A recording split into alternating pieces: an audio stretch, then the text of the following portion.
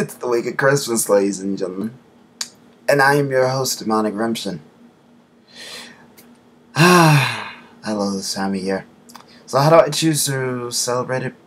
By reviewing a Christmas-oriented comic. And what other comic did I decide to review off the top of my head than one of the suggestions given to me on the forums of that guy with the glasses?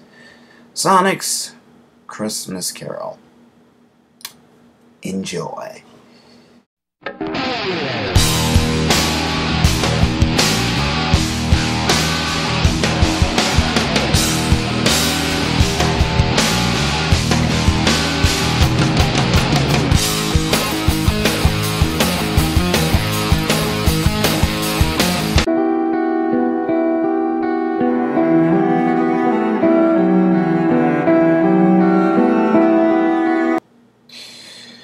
Now, of course, as many of you probably maybe noted from my reply to Filming the Squirrels holiday rant, I freaking love this holiday. But, I kind of had some trouble choosing a good Christmas comic to review because, hey, I wanted to stay in good spirits. Not to mention, for all intents and purposes, I wanted to avoid from reviewing this comic, which is practically the only Christmas-based comic book I have, or so I know, even though it belongs to my brother. Plus, the reasons why I wanted to avoid reviewing it is because, well, I'd have to censor certain things, well, in terms of nudity.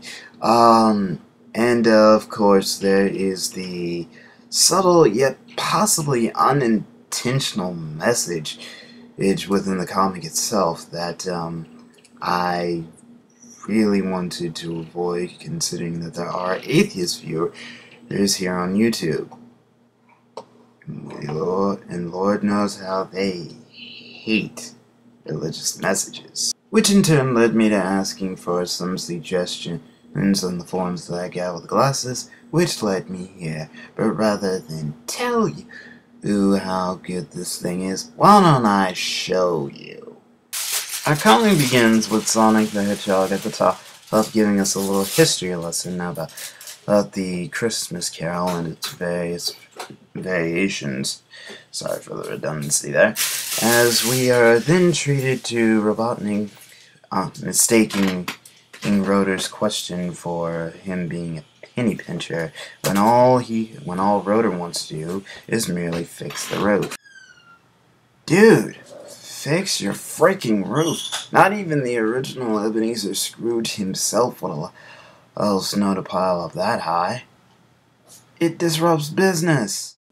Next we see Rotor asking for the day off, to which Robotnik screams at him that that's not possible since his factory needs to run 24 hours a day at peak efficiency in order to turn every living animal on the planet into a robot. But Rotor wants to spend Christmas with his family, what he considers family, and promises that'll make it the time. To which Robotnik says he'll have a minute for lunch for the next 10 years. How the hell can you eat lunch in 60 seconds? Jeez, the writers really knew how to make Robotnik a dick back then. Don't know if they've still kept up that trend to this day. Afterwards, he chases Rotor out of his shop with the threat of turning him into a robot and sending him as a cheap Christmas present. Then as Rotor speeds off, wishing him a Merry Christmas, to which his reply is, of course, Bah Humbot. Oh. How nice. Anyway, afterwards we find Robotnik, or Scrooge as he's known in this case, watching some TV in his tower. Wait, he has a tower? No fortress? Oh well, you win some, you lose some. So as Robotnik Scrooge is flipping through channels, he's then greeted by Snively, or Snarly as he's known in this in particular variation, and through the TV screen as he seems to have canisters of oil chained to his wrist. Yeah, sure, I'll go with it. As he basically warns Scrooge that, if he doesn't change his evil ways, he'll end up like Snarly. But of course, Robotnik doesn't listen. In fact, as a final means of protest, Robotnik kicks out his TV before going to bed and hiding under the covers, reminding himself, and I guess us, that he's the most invincible and all-powerful. Yeah, dude, you look really imposing hiding under your covers like that. But then again, who am I to talk?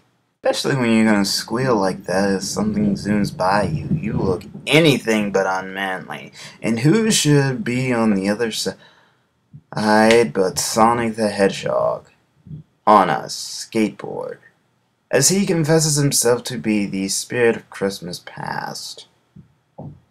Huh. Really now? You know, in all honesty, I expected Sonic to be in the form of the last Christmas spirit of this thing. But, beggars can't be choosers. As such, we are treated to a flashback of Robotnik as a funny-looking little kid. I guess he was roboticized even back then, too, because, I mean, look at those ears and hands. But in any case, he apparently spent some time with Uncle Chuck and his nephew Sonic as they decorated a tree. But what did Robotnik decide to do even back then? He decided to destroy it. I don't know, I guess he hates nature, but according to him, even back then, he was so wonderfully rotten. How? Why? Never explained. I guess a wizard did it. Or maybe the devil made him do it. Who knows? To which Sonic foils this plan by digging a ditch around the tree to protect it. So what does Robotnik decide to do? He decides at that exact moment, then and there, to get his revenge for something that stupid! But then again, this is Robotnik we're talking about here. As his face, or as he somehow, someway, lands in a bowl of porridge. Oh, never mind, it's a bowl of Christmas mush. Apparently in this variation, much like those before it, everyone is a hobo. Excuse me, peasant. And apparently, Tails received a package, apparently from Robotnik, and it's wrapped like a turkey. A bandaged turkey, a mummified turkey. But in any case, Sonic then takes it away from them, saying that if it's from Robotnik, it must be bad, so he's going to send it back. Well, of course, anyone who knows Robotnik well, as a Sonic fan, it's a bomb. Even I could tell, just by looking at it, but maybe that's because I'm 22. Maybe if I read this when I was younger, I probably wouldn't have known. So Robotnik decides then and there to try and foil Sonic's plan of foiling his plan, if that makes any sense to anyone out there. But of course, he can't be seen or heard, and after complaining about, feeling a little sick, he winds up in the future, as he spots a version of himself. Ha ha ha! Who's that old coot? And of course, once again, we see Sonic, dressed in yellow this time, saying that old coot is him. To which Robotnik responds, "Me?" in sheer bewilderment. One question, why is Sonic dressed in yellow? If he's the ghost of Christmas future, I'd expect him to be dressed like this, at least in terms of color scheme, but once again, I guess beggars can't be choosers. But in any case, the Ghost of Christmas Future explains that because of the perpetual war between Robotnik and the Freedom Fighters, the world of Mobius has been reduced to a wasteland.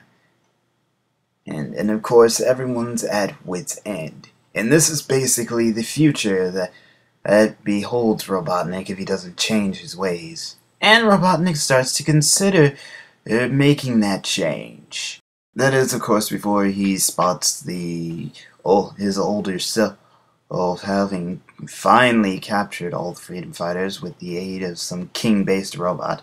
And, of course, he thinks that's the end of it, before old man Sonic shows up. so the incredibly aged Sonic tries to perform a spin dash, but he can't due to his old age. And thus we get treated to Old Man Robotnik receiving a package in the mail, which happens to be a bomb that he had mailed to the Freedom Fighters way back when. And so in realizing this, Robotnik once again tries to interfere, but it's too late. And thus our comic ends with this being a revelation that this was all a dream from Sonic as he speeds off while breaking the fourth wall again, to wish all the readers who have read this a happy holidays from all the Freedom Fighters and Mobius. Wow, that ending was about as rushed as pretty much my current progress on my current Christmas story, which is understandable if you don't have a lot of time on your hands and you're running on a tight schedule, which I do happen to be doing. But anyways, what's my final verdict of this thing? It's actually a pretty good read. It's from the 4th issue of the Sonic the Hedgehog comic book series, so if you can, I recommend tracking it down, if only to read this story, and if, of course, you find in the other story he's likable. But if you want to get a good idea of what that's like, I recommend checking out the video link I've posted in the description, where someone has uploaded the entire comic book here on YouTube. So that's pretty much it for me. This is Demonic Grimson signing out. I wish you all happy holidays and a Merry Christmas, and I will see you all in the next video. Ta-ta!